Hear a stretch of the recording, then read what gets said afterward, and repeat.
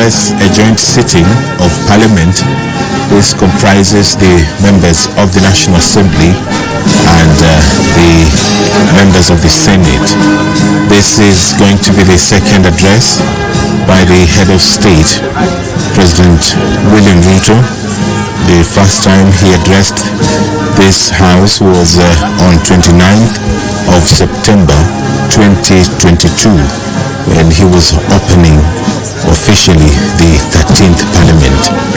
This special broadcast is brought to you by the Parliamentary Broadcasting Unit in conjunction with the Kenya Broadcasting Corporation. My name is Edward Kabasa. I invite you to this live broadcast, which is also available on YouTube courtesy of the Parliament of Kenya YouTube channel. That means you can watch this address on the go this afternoon, the 9th of November 2023. The State of the Nation address is delivered in accordance with Article 132, Sub-Article 1 of the Constitution, which provides for the President to address a special sitting of Parliament once every year and may address Parliament at any other time. Once every year, the President is also expected to report in an address to the nation on all the measures taken and the progress achieved in the realization of the national values referred to in Article 10, and to publish in the Gazette the details of the measures and progress under sub-paragraph. The head of state is further expected to submit a report for debate to the National Assembly on the progress made in fulfilling the international obligations of the Republic.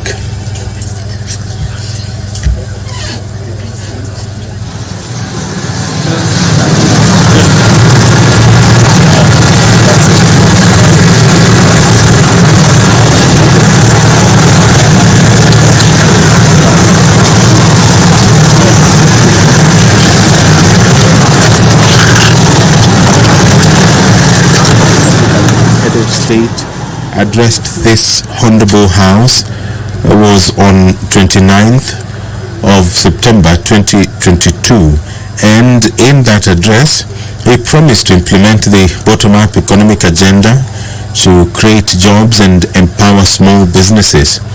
The President also pledged to achieve the universal health coverage. In that address, the President also pledged to connect all Kenyans to the internet by 2030. These were promises that the head of state were making to the country.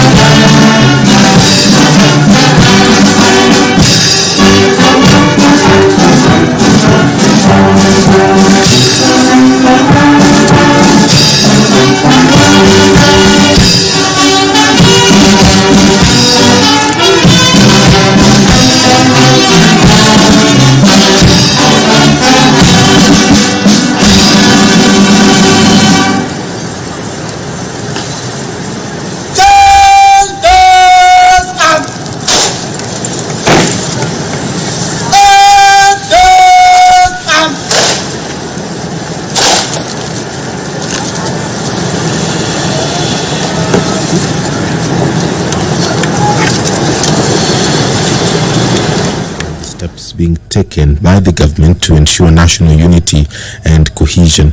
It is also worth noting that already there is a plan which is underway, spearheaded by the parliament, that political parties and all stakeholders come together in the form of a national dialogue which has been going on at the Bomas of Kenya. Of course, Parliament is at the center of this process. The 10-member dialogue team has for the last several months been deliberating on a number of topics and agenda comprising of outstanding constitutional matters, electoral justice and related matters, as well as entrenching funds into the constitution, establishment and entrenchment of state offices, and fidelity to political parties and coalitions, and the law on multi-party democracy, and the elephant in the room being the cost of living. If you're just joining us, these are live pictures from the National Assembly chambers, where a joint sitting of Parliament is about to begin. On your screen there, to your right, that is the Honorable Member for Jomvu constituency, Honorable Badi Twalib. We can also see the county woman member of the National Assembly for Bomet is also in the chamber. Honorable Mushangi is also in the chamber as well. They are waiting for the head of state to make his way into the National Assembly chambers to allow for this process to continue. It is a historic sitting. Kenyans do really see such kind of sittings perhaps twice every year. Now, during his last address to Parliament, the President asked this House to consider a mechanism in the standing orders to facilitate cabinet secretaries to articulate government agenda, explain policy and answer questions on the floor of the House to enhance executive accountability to the people of Kenya through their elected representatives. This is an agenda that has been achieved, and the members of cabinet, the cabinet secretaries, have been coming both to the National Assembly and the Senate, and they've been able to answer questions which have been asked by Kenyans through their representatives in both houses. The president also did commit during his last address to this House to restore the place of Parliament in Kenya's democracy by respecting the autonomy and oversight authority of Parliament on the executive. There on your screen is Kakamega Senator Boni Khalwale making his way into the chamber, and a number of senators are now walking in. To the left, just on the aisle, is the Deputy Speaker of the Senate, who also is the Meru County Senator, walking into the National Assembly chambers to take his seat. There is the nominated Senator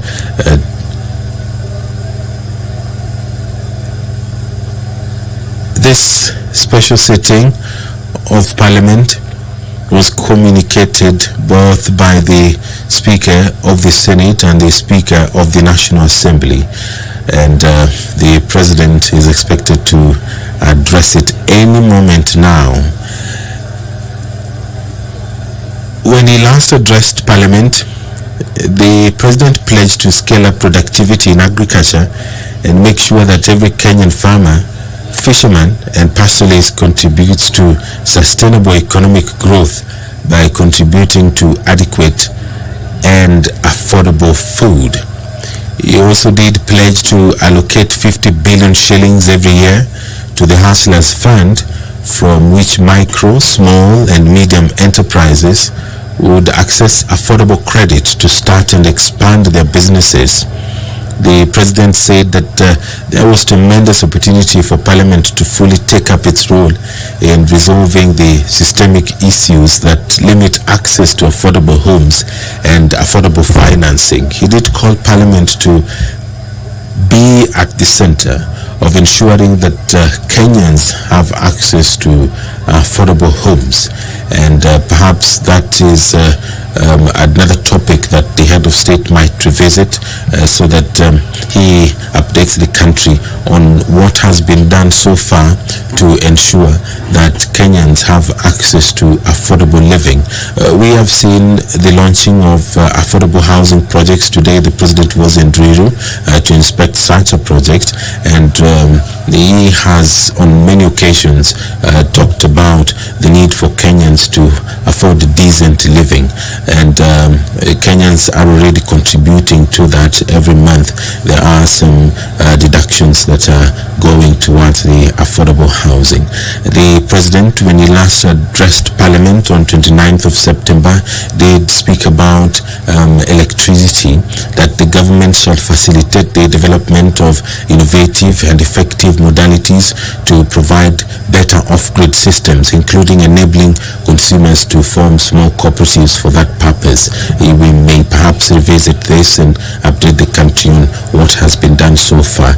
And it is not just about infrastructural development. The president will update the country on what is being done to ensure that Kenyans uphold our national values. Those are some of the things that the head of state is expected to address in his speech this afternoon to this joint sitting of Parliament. In his previous address, he did speak about health, where he said that Kenya is bound by duty to take measures to make universal health coverage a reality and liberate Kenyans and their families from the threat harrowing poverty that stalks them every time a family member falls seriously ill. In the plan, then, he said that through the support of Parliament and through the support of all Kenyans, the government will restructure the primary healthcare system so that it puts more resources into promotive, preventive and early diagnosis of diseases. That is one of the agendas of the Kenya Kwanza administration, and we did see a number of steps being taken both by the executive as well as Parliament to ensure that this is achieved, the universal health coverage is achieved in the country. When he also addressed Parliament last time, he did talk about the realization of the National Health Insurance Fund, whose restructuring is not only necessary for efficiency but also enables it become a fit-for-purpose social insurance scheme that caters for all, including chronic diseases.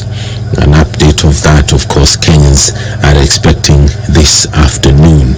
The president also did address issues to do with digital technologies, which he said have become a critical player in economic growth. And what we have seen, what Kenyans have seen in the last couple of months is the steps which are being taken by the president, of course, through the cabinet secretary for information, communication and the digital highway, digital economy, I beg your pardon, to ensure that the country is connected digitally. The president promised to capitalize on existing technology and innovation in public and private sector to distribute the Hustler Fund as promised in the Kenya Kwanza manifesto. And he did call upon financial institutions and Kenya's young generation in innovation hubs to participate in the digital economy by redesigning their products to serve the goal of empowering millions armed with grand ideas and are only waiting for the fund to finance their dreams to reality. So Kenyans are expecting the head of state to announce the steps being taken to ensure that this is achieved. The State of the Nation address will begin anytime now, but the president is within the precincts of Parliament and he will be making his way into the chambers, accompanied by the Speaker of the Senate and the Speaker of the National Assembly, that is Honorable Moses Wetangula and Honorable Amason Kingi, respectively. They will be leading and they will be accompanying the head of state as he makes his way into the chamber to address this joint sitting and of course to address the nation at large. This is the State of the Nation address, and it takes place at least once or twice in a year, and it is an address that is being awaited with bated breath. Kenyans want the head of state to update them on what is being done to ensure that issues to do with the cost of living are addressed. There is some activity at the door. The members who are still within the precincts of Parliament are making their way into the chambers, and any moment now we do expect the head of state, accompanied by the speakers of Parliament, to walk into the chambers to allow this process to take place. Now, there will be a prayer by the Speaker of the Senate, and then there will be convocation by the Speaker of the Senate and by the Speaker of the National Assembly. The Speaker of the National Assembly will invite His Excellency the President to make his address. And after the head of state will address the House, and after that there will be an adjournment by the Speaker of the Senate and by the Speaker of the National Assembly. It is not the first time that this is happening. Kenyans have witnessed such occasions before, and what perhaps will vary is the content of that address.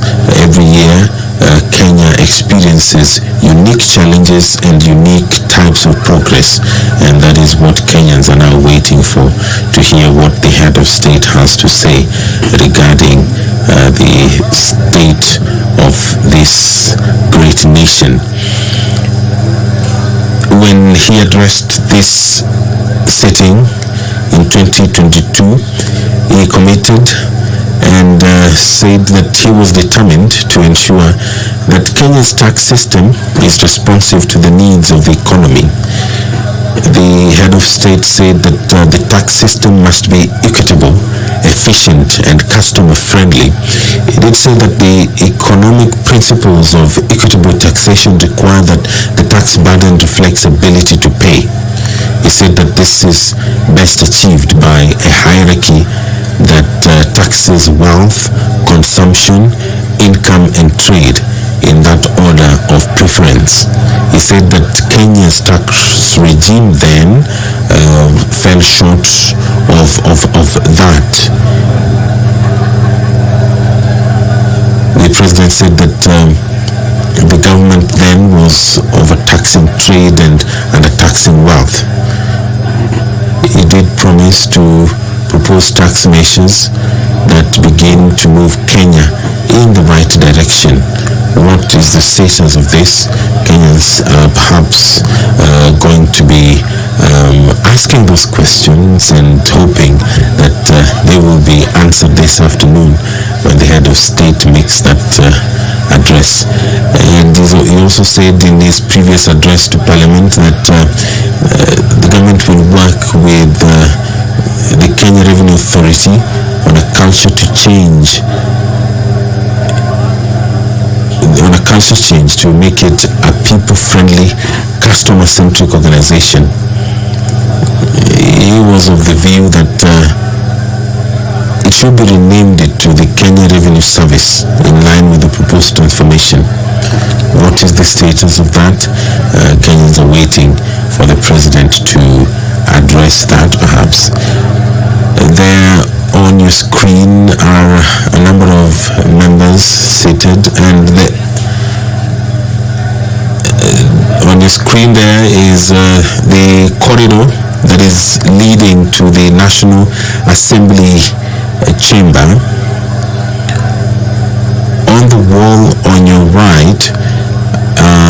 portraits of the former Speaker of the National Assembly, who is currently the Attorney General, Honorable Justin Muturi, and the far right is the current Speaker of the National Assembly, Honorable Moses Wetangula.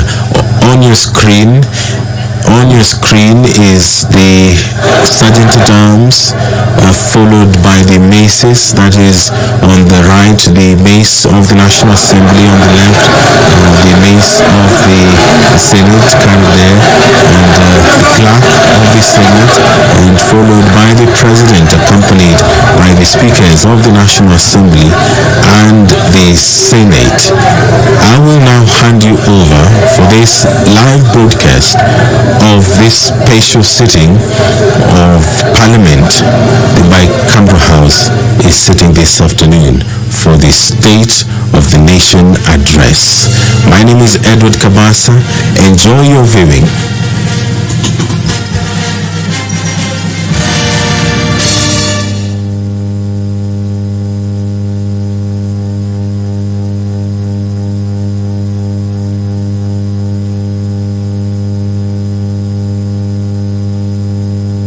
Imekuwa ni bendi na Rais William Ruto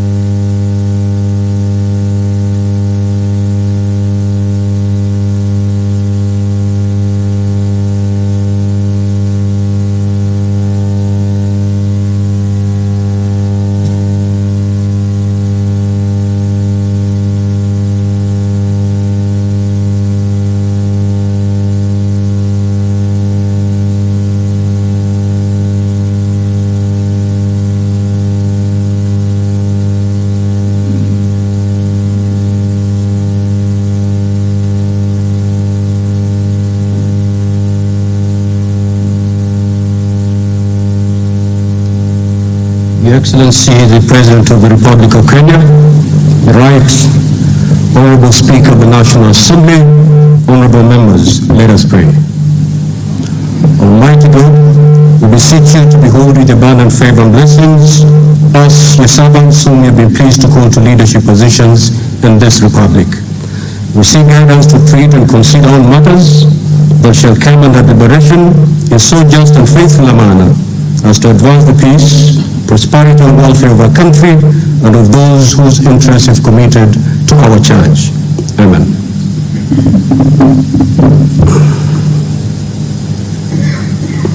You may be seated.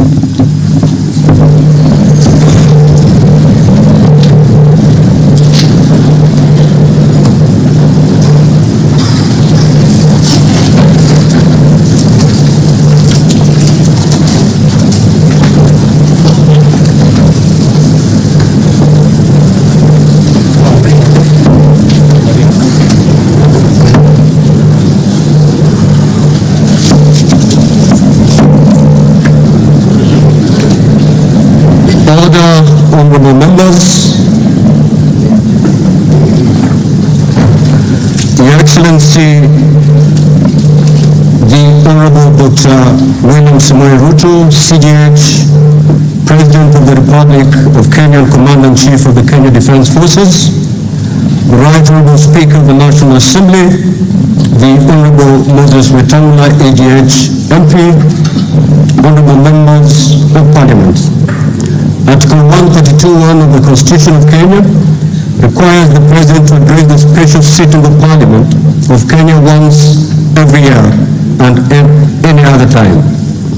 Further, Article 132(1)(c) requires the President to, among others, once every year, report in an address to the nation all the measures taken and the progress achieved in the realization of the national values set out in Article 10 of the Constitution. In addition, Article 240, subsection 7 of the Constitution requires the President, in his capacity as the chairperson of the National Security Council, to report to Parliament annually on the state of the security of the Republic. In this regard, therefore, pursuant to Article 132, 1B, and C1 and 2 of the Constitution, the Presidency, via the letter reference number OP/CAB.2C/4A, Volume 2/52, informed the Speakers of the Houses of Parliament of the intention of His Excellency the President to deliver his address to Parliament.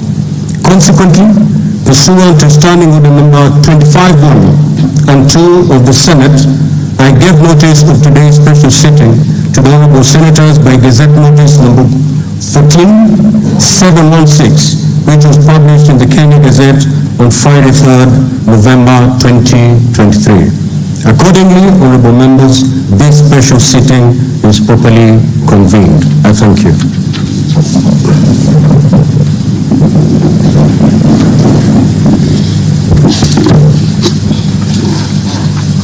Your Excellency, Honorable Dr. William Samoei Ruto, CGH, President of the Republic of Kenya and Commander-in-Chief of the Kenya Defense Forces. The Right Honorable Amason Kingi, EGH MP, Honorable Speaker of the Senate, Honorable Members of Parliament, members of the Diplomatic Corps, distinguished guests, ladies and gentlemen. Article 1321B of the Constitution of Kenya requires the President to address the nation once every year and at any other time.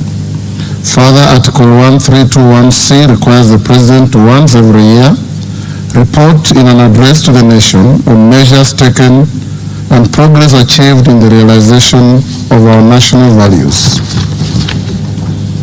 Additionally, Article 1321C Roman 3 of the Constitution provides that the President shall submit a report for debate to the National Assembly on the progress made in fulfilling the international obligations of the Republic.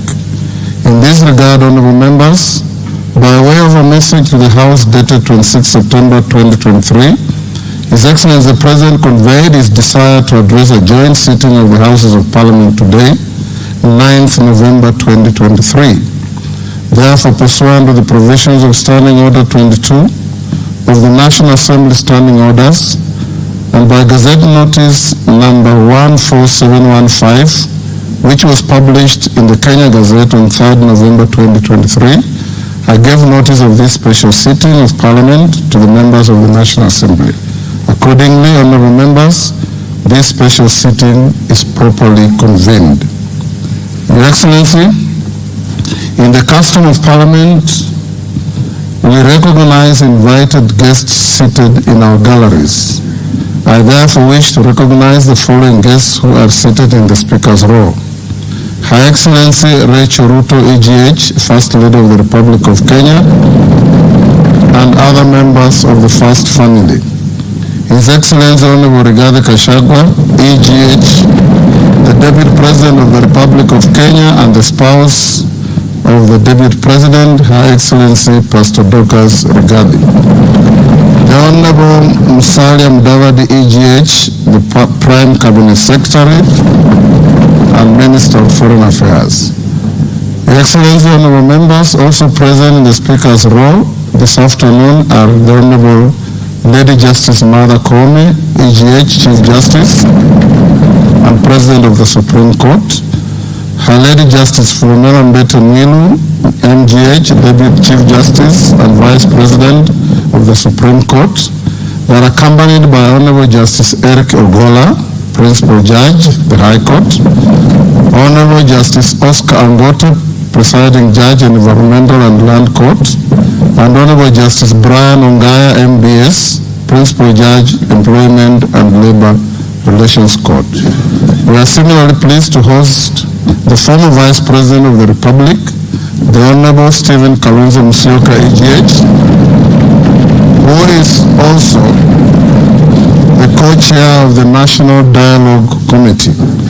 We are also honored to have in our midst the immediate former speakers of the Houses of Parliament, the Honorable Justin B.N. Muturi, EGH,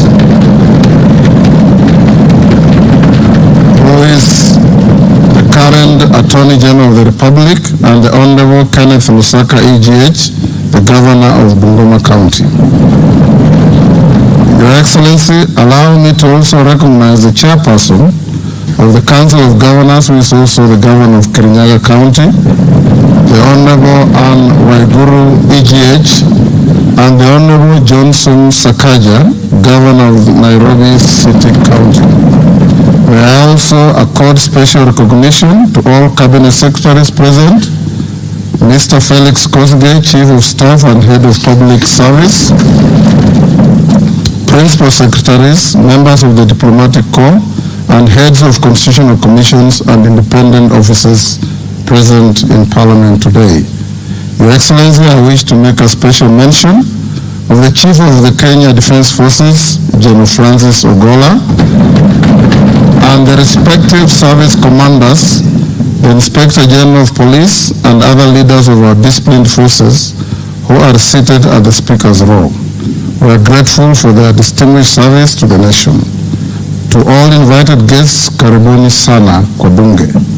Honorable members, distinguished guests, ladies and gentlemen, it is now my singular honor and privilege to invite His Excellency the President of the Republic of Kenya and Commander-in-Chief of the Kenya Defense Forces to address this special sitting of Parliament. Welcome.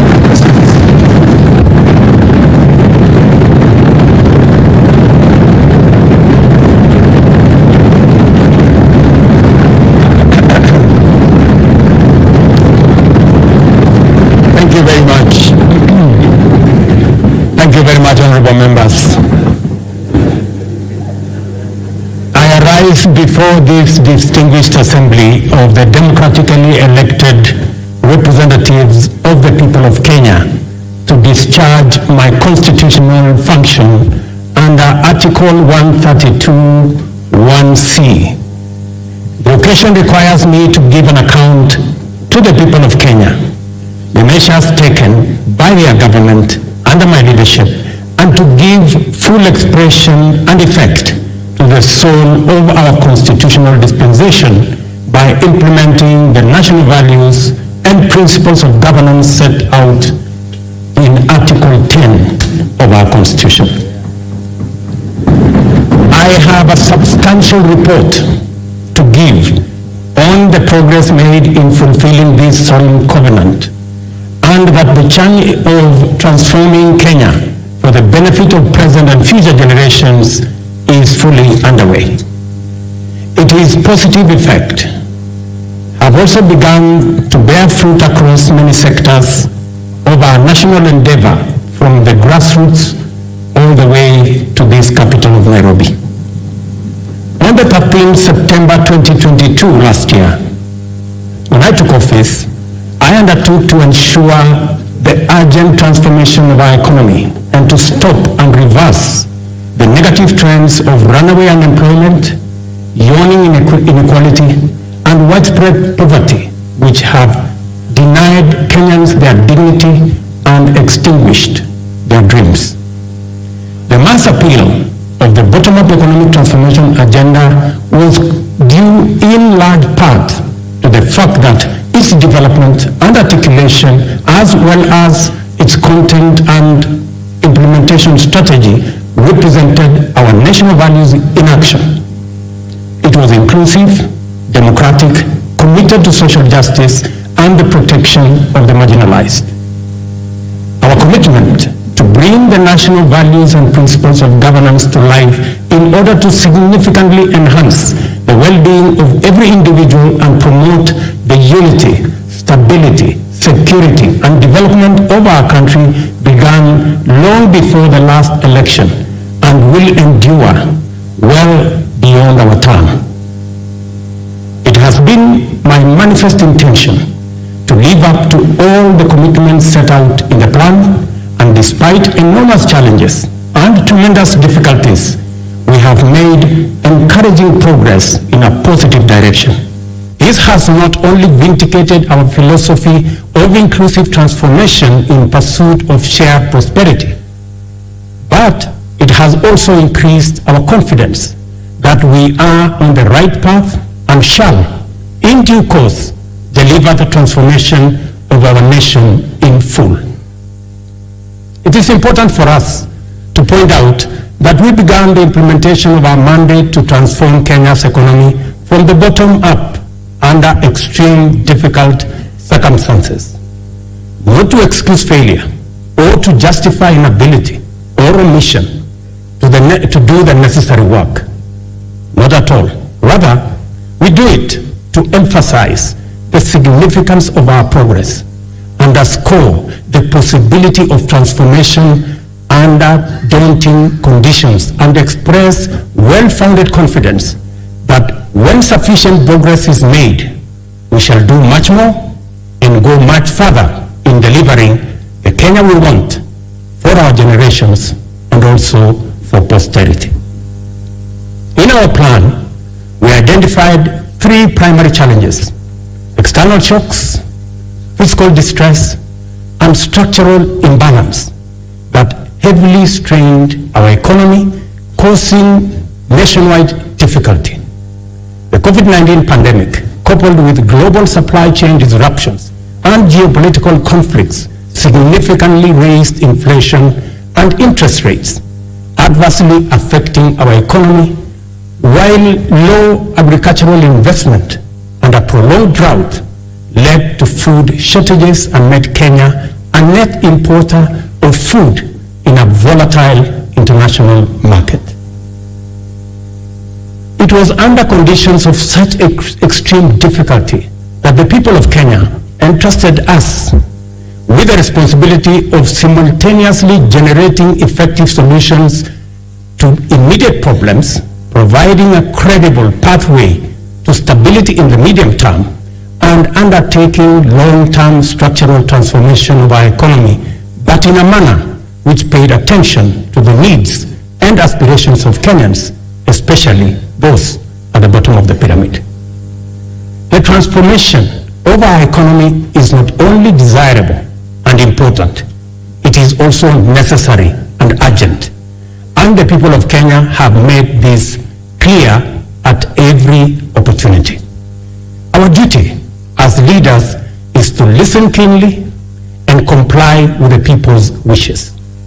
Kenyans want to proceed in a new direction and demand a new conversation that puts ordinary Kenyans, the mama mboga's security, well-being, interests, and aspirations at the front and center of all policy and governance discourse. Citizen freedoms and fundamental rights lie at the heart of enterprise and democracy. Accordingly, our governance system must be fit for purpose, able to protect people and their belongings, safeguard freedom, facilitate democracy, and promote market efficiency. To do this, law enforcement must be robust, judicial integrity, efficiency and independence, absolute, and the right to the protection of law non-negotiable and impartial. Our police service and other actors in the justice, law, and order chain, including the judiciary, must therefore be professional, independent, impartial, effective, and inspired by national values and principles of governance. In keeping with our promise to the people of Kenya, I signed important instruments on my first day on duty. Among them, the delayed appointments of 6 judges to the Court of Appeal as recommended by the Judicial Service Commission. Enhanced allocation through this House to the judiciary by 3 billion Kenyan shillings. Designated the Inspector General, who is sitting in this House as the accounting officer of the National Police Service to enhance police independence, and subsequently appointed a task force led by the former Chief Justice David Maraga to review the terms and conditions of service of members of the National Police Service. This was necessary, members, so that we can cement our place as a nation on the firm foundation of the rule of law. Together with the people of Kenya, we have changed everything. We have transformed the national political conversation from personalities to issues, from regional or ethnic largesse to opportunities for all our young people, from divisions to inclusion, and from status quo to the bottom-up economic transformation for shared prosperity. To date, Kenyans remain fully seized of the agenda, engaging vigorously and with unrelenting focus on expanding agricultural productivity to deal with the cost of living, affordable housing to create enterprise, jobs, and dignified dwellings, universal health coverage for a healthy, productive nation, and digital transformation to create e-commerce, create jobs, and make government efficient, effective, and accessible, especially government services. Also, fintechs, including the Hustler Fund, have benefited from the space around technology and the digital transformation. By virtue of the internal coherence of our constitutional dispensation, national values and principles of governance set out core directive precepts whose observance imbues every decision and action with implicit constitutionality. To the extent that our plan is aligned with Article 43, the implementation of the bottom-up economic transformation agenda is a program to intensify the actualization of national values with a special focus on citizens at the bottom of the pyramid. From the first day in office, we have worked hard every day to move our agenda forward amid many challenges to forge a path in the direction of progress. This is the essence of our commitment, to make progress despite challenges and move forward by overcoming great obstacles. We must never be defined by our problems, and Kenya's destiny cannot be derailed by our challenges. Honorable members, the cost of living is not an abstract phenomenon. It is a reality experienced by households, which can be addressed through practical action and effective measures. One of the most salient interventions in addressing the high cost of living is the strategy to support agricultural production throughout the sector, ranging from food and cash crops as well as livestock value chains. I am committed to put the shame of hunger behind us once and for all. We rolled out a countrywide farmer registration and fertilizer subsidy program that has made available 5.5 million bags to farmers across Kenya. We have progressively reduced the cost of fertilizer from 6,500 to 2,500, increased maize acreage under production by an extra 200,000 acres this year and enhance maize production by an additional 18 million bags this year. As a result of these interventions, today a 2-kilogram packet of maize flour is selling at a low of 145 and a high of 175, depending on the brand you buy, down from 250 shillings a few months ago. The famous gorogoro of maize is selling at between 60 and 75. Honorable members, you know how much it costed a few months ago. We have also established 22 new fish landing sites in 9 counties in Nyanza and the Coast region. We have funded and organized beach management units into cooperatives, set up 2 hatcheries in Kabonyo in Kisumu County and in Shimoni in Kwale County. And we are in the process of completing Liwatoni fish processing plant in Mombasa by end of next month and Shimoni fish port by the end of next year. Again, to bring our blue economy resources into the realm of food production. To achieve efficiency, transparency and accuracy in fertilizer distribution, we enrolled farmers on a digital register with accurate details of the location and acreage of their agricultural land holdings. This database enabled us to implement an e-voucher system through which farmers receive their fertilizer consignments for planting and top dressing of maize, tea, coffee, rice, potatoes, cotton, edible oils, sugarcane across the country. Our farmers are the best people to speak about the success of the fertilizer program. Yesterday, I spoke to several farmers in different parts of the country. Ms. Alice Nato, a single mother in a place called Milo in Bungoma, told me that the 2,500 fertilizer had doubled the yield in her farm from 52 bags of maize last year to 120 bags of maize this year. Another farmer, Mr. Albert Ngunyi from Embu, appreciated the impact of fertilizer subsidy had in his farm and asked me to work out a way that the fertilizer can be delivered closer to the farmers rather than at the National Cereals and Produce Board depot. I assured him that I will work with the governor of Embu and with all governors to actualize his proposal for him and for other farmers who believe the same. But it was Mr. Samuel Chacha of Kuria who graphically painted the picture of transformation the fertilizer subsidy has done in his farm.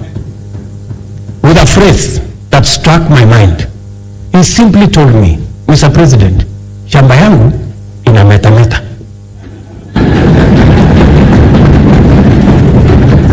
Further, we have made adequate arrangements, including investment in necessary infrastructure to facilitate post-harvest management and to prevent post-harvest losses.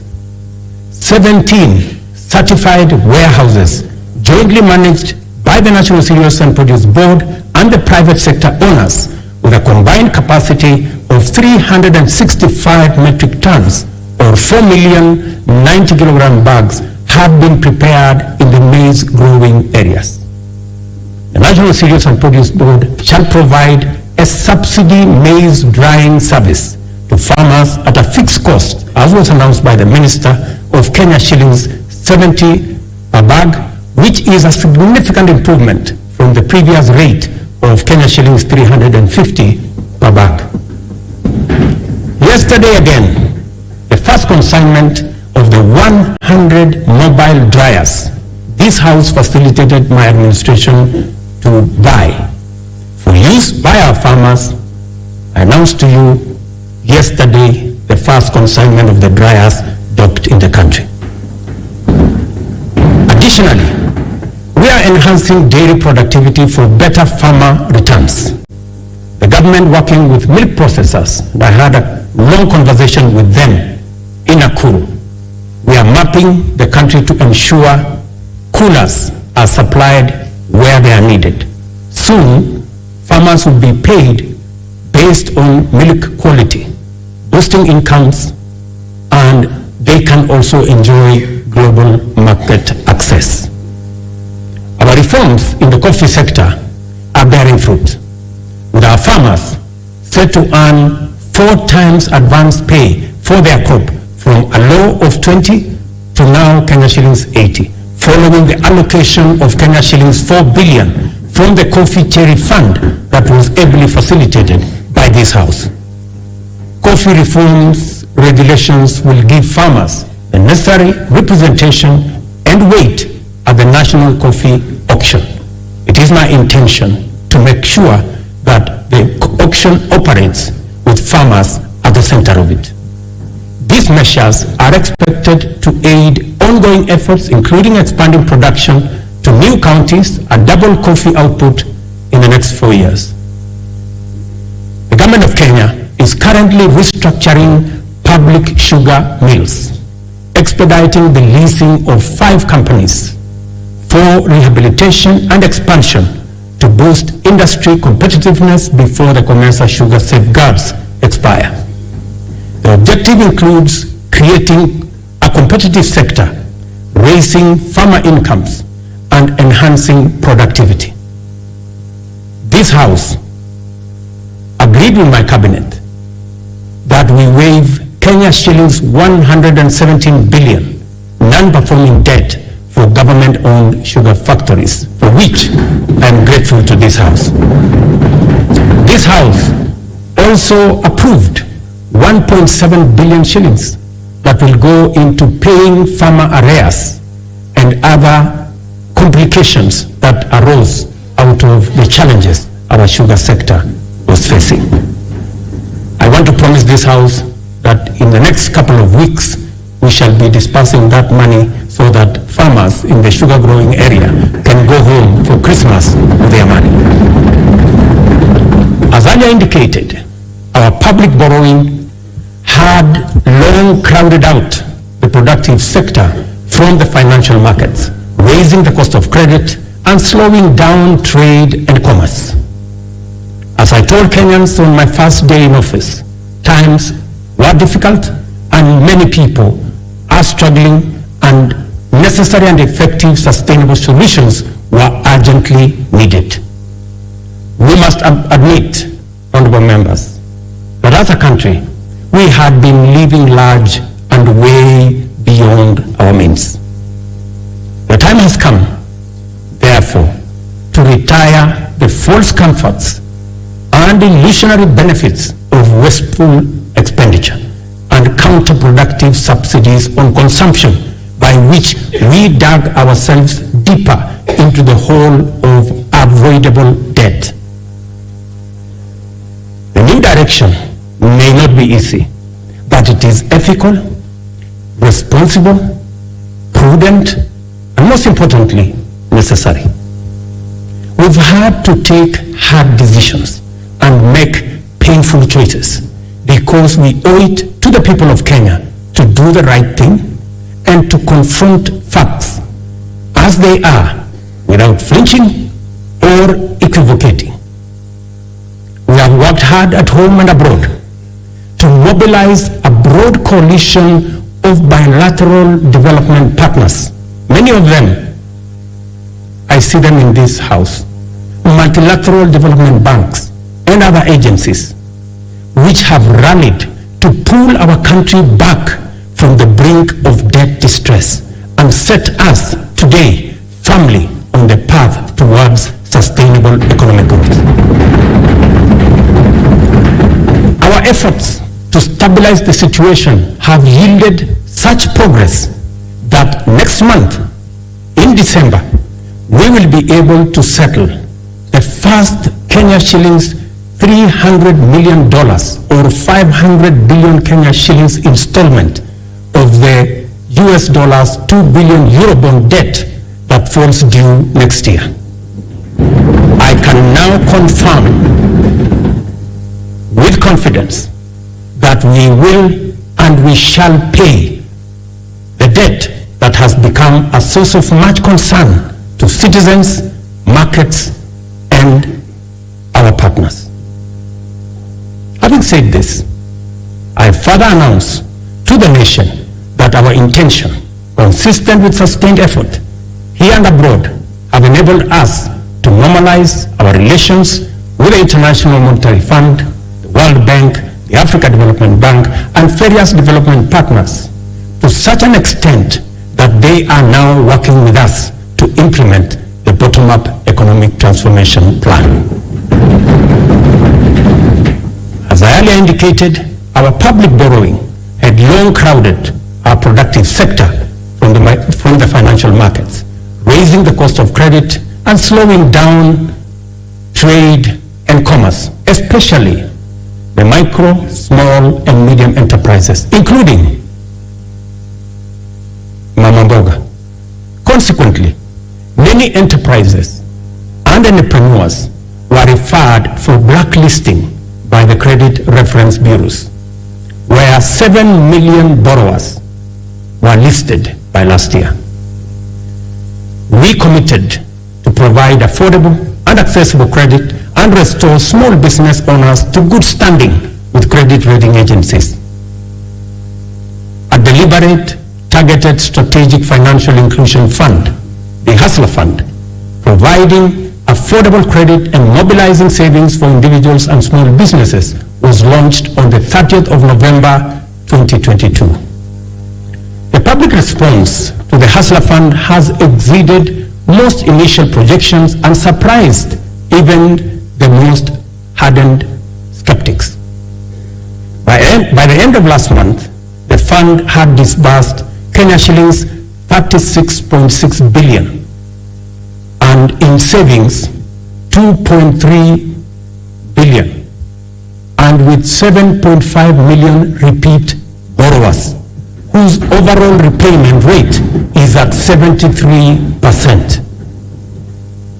The top borrower of the fund has so far accessed Kenya shillings 4.5 million in 816 transactions, while the top voluntary saver is at 631,491. In the intervening period, the Hustler Fund has also launched a group product which has attracted 50,000 active groups to the platform, and of which 20,000 have received 151 million Kenyan shillings. The Hustler Fund has provided us not only the huge pent-up demand for affordable credit, but also the readiness of Kenyans to express or to embrace credit and savings and to pay their loans on time with minimum prompting. The notion that Kenyans are not creditworthy or are high-risk borrowers is nothing more than an unjust financial profiling, which has, in many instances, become a needless, self-fulfilling prophecy. Yesterday, when I called Harrison Karisa Kenga, a tuk-tuk operator in Mombasa, who has accessed 714,000 from the Hustler Fund, he suggested to me to find a way to have the fund provide asset financing so that he can buy for himself a tuk-tuk because the one he had was not his. I assured him that during my address today, I would ask the ministry responsible to respond to him. Consequently, I hereby direct the Ministry of Cooperatives and MSMEs to expeditiously engage Mr. Kenga. I will give you his telephone number.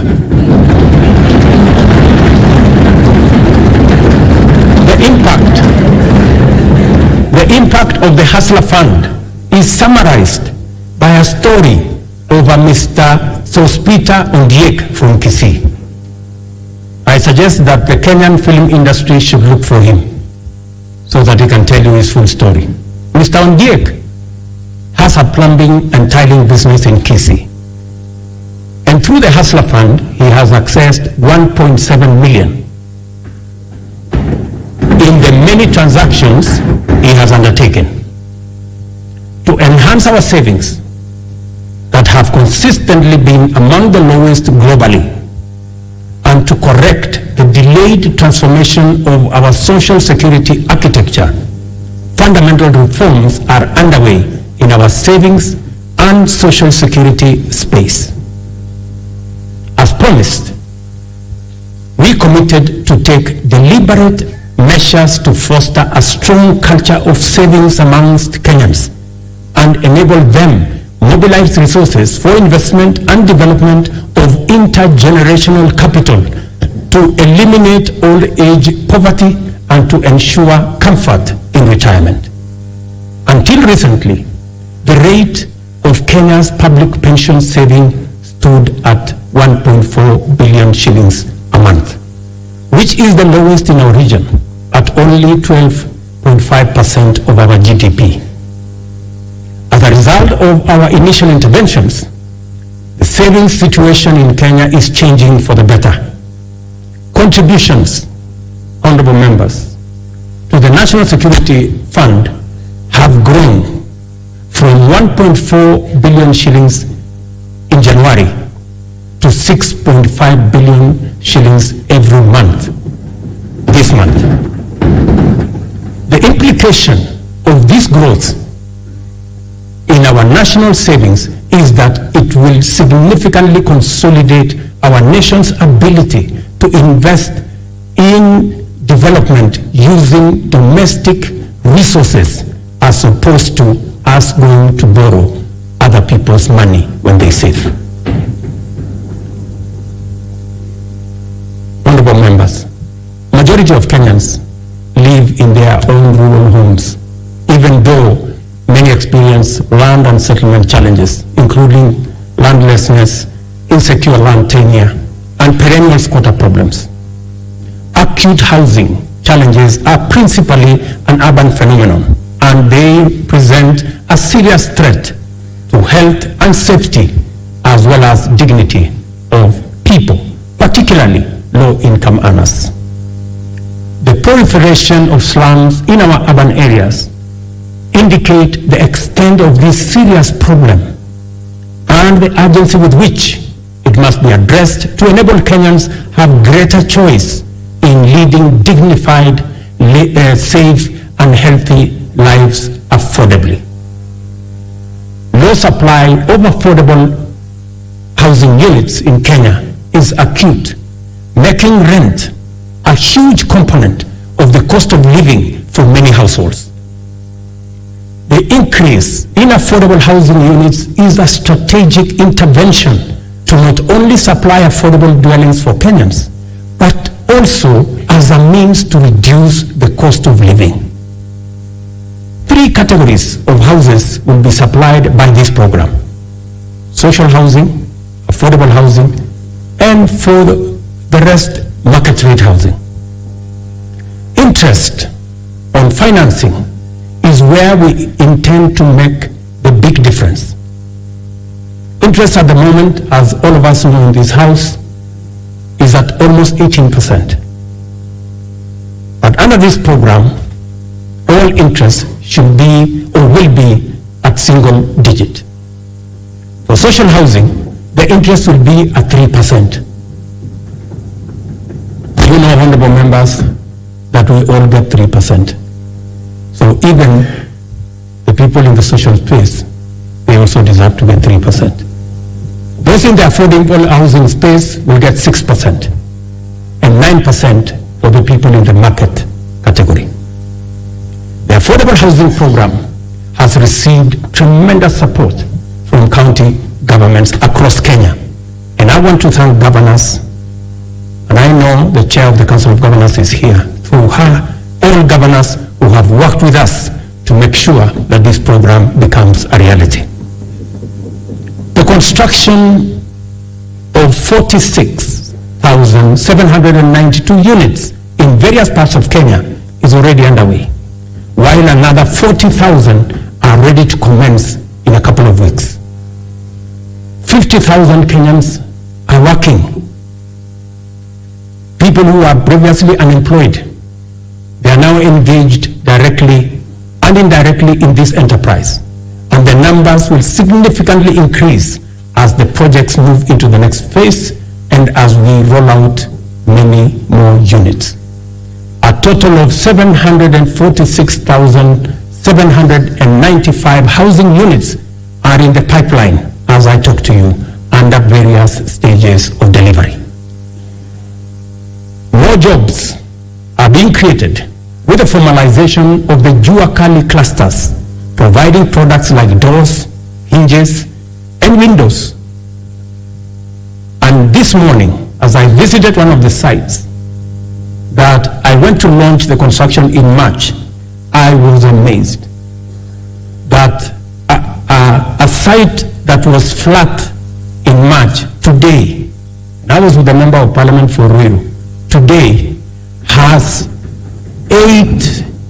11 block units, almost at 60% complete. And I also met the Jua Kali cluster for Ruto, and they have been given a contract of 140 million to be able to supply doors and windows. Architects, engineers, quantity surveyors, masons, electricians, plumbers, transporters, steel and cement factory workers, and hardware merchants will be partakers in this transformative plan. I spoke to Moses today at the site in Ruto, an electrician, and he told me out of the 1,700 workers in the site today, he was in charge of 114 electricians who are engaged in that site. And he asked me, Mr. President, make sure the next site is ready for us, because we will finish this ahead of time. Let me also say, we are constructing 400 markets across Kenya to provide Mama Mboga with a dignified working environment, complete with water, electricity, and other amenities. And I want to thank members of this House for participating in various ways and working with us and also with the counties in identifying the right locations for these markets. Ladies and gentlemen, honorable members, our education system must develop a formidable reservoir of skill, talent, highly competitive and innovative human capital to support our vision of an economically transformed Kenya. Within weeks of taking office, I appointed the Presidential Working Party on Education Reform, led by Professor Rafael Munavu, my former teacher, who provided clarity on transition to the new competence-based curriculum and made further recommendations on necessary reforms in our education system from early childhood all the way to the tertiary levels. The Working Party concluded its work and submitted a report whose recommendations are already being implemented. The urgent and vexing question of transition to junior school has been settled, and the Kenya Primary School Education Assessment will be used for the exclusive purpose of monitoring learners' progress and not for placement in any grade. In keeping with our commitment, 56,750 new teachers have been employed. I'm sure the Honorable Milemba can confirm this. While 8,200 primary school teachers were retrained to equip them with capacity to effectively deliver learning and teaching at junior school levels. With changes to the entry requirements for teacher training colleges, admission has increased by 300% to now 20,456 trainees. I was privileged to be in Kwale last week to open the Kwale Teacher Training College, which had only less than 100 students a few months ago. And when I went there, the principal told me that the numbers have increased 4 times. At the tertiary level, the Working Party recommended an overhaul of the existing education funding framework to a variable scholarship and loan model in order to address the financing gap which denied many Kenyans the opportunity to pursue tertiary education in our universities and TVETs, but also created many complications in our universities and institutions of higher learning that by last year, our universities had accumulated debts of close to 60 billion Kenya shillings. I sat down with all the vice chancellors of our 41 public universities, and we came up with a proposal that we are now implementing. The new model for financial support is student-centered and deploys a rigorous impartial means testing instrument to establish the level of need of every student, which then becomes the primary consideration in allocating scholarships and loans. To fully democratize our education system and make higher education accessible and affordable to all, we have also chartered the Open University of Kenya following requisite cabinet and parliamentary approvals. I want to thank this House for expediting the Open University Charter that had been in the works for the last 10 years. I also want to announce to you that the first 1,000 students will report next month. In the course of consulting Kenyans from all walks of life during the formulation of the bottom-up economic transformation agenda, the foundational contribution of health to citizen well-being and the role of costs in driving up poverty were identified as chronic. The implications are very clear, and we cannot afford to delay the delivery of universal health care anymore. Consequently, we have instituted radical reforms in the provision of healthcare services in Kenya, including the enactment of 4 new laws that will anchor the implementation of this bottom-up approach to healthcare. I am tremendously grateful to this House and honorable members for enacting the Primary Health Care Act, the new Social Health Insurance Act, the Digital Health Act, and the Facility Improvement Financing Act. These laws, honorable members, will usher in and guarantee a new era in the provision of healthcare, covering all essential services from preventive, promotive, curative, palliative, and rehabilitative services, guaranteeing every Kenyan access to comprehensive and quality healthcare. Under Afya Nyumbani, we have scaled up our investment in healthcare workforce, employing 20,000 new healthcare workers, deploying 8,429 workers whose contracts had lapsed, and enrolling 3,394 interns across the country to increase the availability of human capital in our public health sector.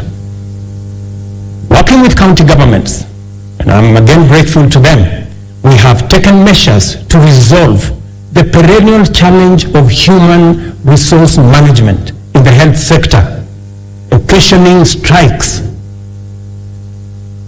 by establishing the Kenya Health Human Resource Advisory Council, which will be a trusted mediator between government at both levels and our health sector workers. Further, under the Afya Nyumbani model, we identified preventive care as an essential pillar of of healthcare service delivery because it enables Kenyans to manage their conditions early enough before they cause serious harm in their well-being and productivity. Community health promotion is our bottom-up intervention to deliver preventive and promotive health solutions at the grassroots by deploying community health promoters to visit Kenyans at their homes, provide basic diagnosis for common conditions, and refer cases to appropriate medical facilities. Together with all the 47 counties, and again, I am grateful to the governors, we have deployed 100,000 community health promoters fully equipped with the necessary kits and an electronic community health information system. In the last 1 month, CHPs have attended to 1.2 million households, just in the last 1 month. I spoke on phone to Mr. Masood Dirie, a community health promoter in Garissa, yesterday, who told me he has been a community health promoter, health volunteer since 2011. Unlike before, now he has a full medical kit and has used it to confirm that 7 people in his locality had high blood pressure. In a twist of fate, he tested himself and discovered that he too had high blood pressure. That's what he told me. And so, apart from referring others, he also had to make way to the hospital. Mr. Obembi Ogutu of Mutembei told me that the program now makes primary health care a paperless engagement, saying it had started to reduce queues in hospitals. Through the Facility Improvement Financing Act 2023, we have established a framework that confers financial autonomy to health facilities, enabling them to retain funds generated with a mandate to improve facilities, capacity, and to provide healthcare services within that locality. In addition, the Kenya Medical Supplies Agency, as part of many radical reforms, will now deploy ICT to manage supply chains of essential health products and commodities. As a result of this small intervention, KEMSA has improved its stocking rate from 40% to 60% in the last 5 months. And we are now targeting 80% by March next year. As is becoming clear, we cannot hope anymore to deliver services to Kenyans in their millions across the country with any measure of efficiency, integrity, transparency, and accountability without ICT. From education and health to agriculture and financial inclusion, digital technologies reign supreme in transforming service delivery, governance improvements, and catalyzing efficiency throughout the economy. We have commenced the rollout of 100,000 kilometers of the last mile fiber optic connectivity to make reliable high-speed internet available throughout Kenya, along with 25,000 free Wi-Fi hotspots in all market centers. The rollout, and I was given statistics by the end of this year, the first 2,200 will be rolled out, and another 1,450 ICT hubs in every ward. I want to thank the membership of this House for considering to change the NGCDF Act so that you can also deploy those resources in the ICT space and enable millions of young people in your constituencies and wards to access internet and technology for digital jobs, e-commerce, and to give them the possibility of working on remote jobs. I have engaged the chair and committee of this House in that space. We have agreed on the model of how the ICT hub will look like, and I am truly grateful that Parliament came through and considered changing the law so that we can work on this together. We have expanded digital provision of public services to encompass 13,000 services to date, and it is my commitment to ensure full digitization by the end of next month. Our decision to enhance efficiency and integrity in the provision of government services has gone a long way to improve revenue collection. Working with the private sector, we launched the local assembly of affordable smartphones last week in Athi River. Digitization and automation enhance service delivery and citizen satisfaction, and also assures greater accuracy, transparency and accountability, and reduces opportunity for corruption in the course of transacting with government ministries, departments, and agencies. Corruption, honorable members, wastage, inefficiency, and negligence are serious threats to our transformation agenda and unacceptable practice that has no place in our nation. I have given my firm assurance to the people of Kenya that cases of misconduct and corruption shall be dealt with ruthlessly, with finality, and expeditiously. I ask this honorable House to finalize the Assets Declaration and Conflict of Interest Bill to further tighten our anti-corruption policy framework and eliminate space for those who want to steal our money. The security and safety of all citizens is our foremost commitment and most fundamental obligation, without which every other endeavor is not possible. The reason why Kenya has continued on the path of steady progress is that we have maintained stability, peace and security by affirming our territorial integrity and maintaining internal tranquility. This is not to say our country has not had its share of security challenges. The specter of terrorism is a continuing threat that we must remain constantly vigilant against. Pockets of banditry, cattle rustling, and armed lawlessness have besieged and devastated communities in the North Rift, Northeastern, and occasionally parts of Eastern and the coast regions. We all know that insecurity disrupts lives and destroys livelihoods. Our country has lost too many people to this menace.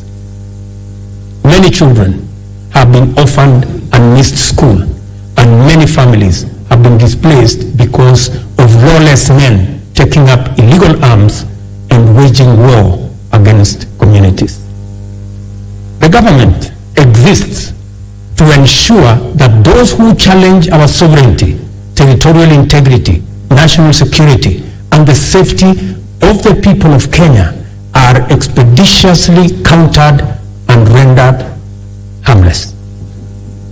We have therefore taken firm and decisive measures to deal with the challenge of banditry and crime, cattle rustling, and other forms of impunity in all parts of the country, beginning with a successful security operation to restore calm in the North Rift. We have been systematic, focused, thorough, unrelenting, and totally committed to removing for good all threats to lives and livelihoods of Kenyans. I know there are pushbacks from the criminals, but I want to assure the honorable members of this House that we will be unrelenting, and until it is done, it is not done. In discharging this commitment, we have been mindful not to use security imperatives to commit impunity, including misuse of resources and extrajudicial infringement on freedoms and fundamental human rights of citizens. Sorry.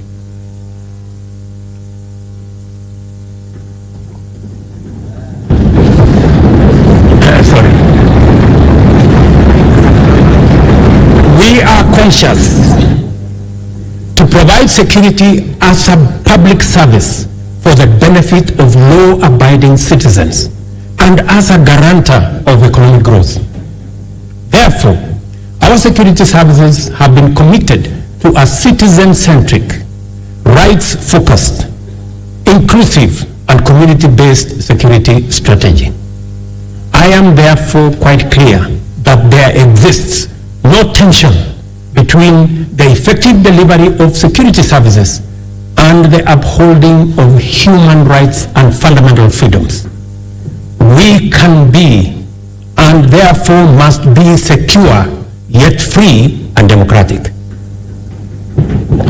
In order to entrench our all-of-society coalition, we have resolved to enhance diversity and inclusion by expanding enrollment in the National Youth Service as an agency to capture young people at the bottom of the pyramid.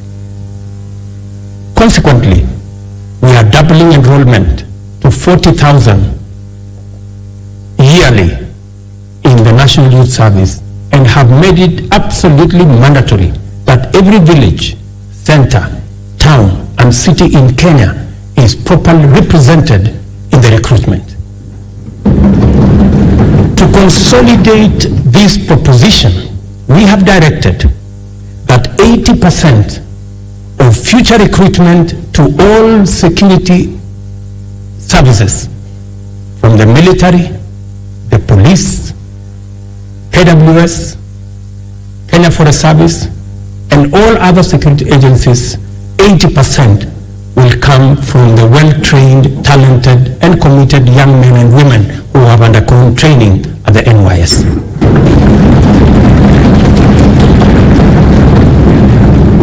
Kenya finds itself continuously summoned to its duty of care to serve as a reliable anchor to our region's security, peace, and stability.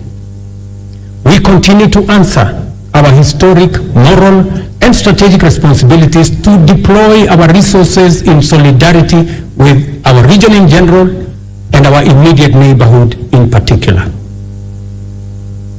To prevent the imminent collapse of Goma in eastern DRC, which we have had would have had serious consequences for the wider East African region, we deployed our troops under the East African Community Regional Force. We have continued to anchor the fight against Al-Shabaab in Somalia under the Africa Union Transition Mission in Somalia. The Kenya Defense Forces continues to make Kenya proud, and I salute them. It is our firm position that only a democratically accountable system that is sensitive and responsive to the adverse and diverse composition of Sudan can secure that country. Given the regional interconnectedness, together with the Kingdom of Saudi Arabia and the US, we have engaged the Jeddah process as IGAD to further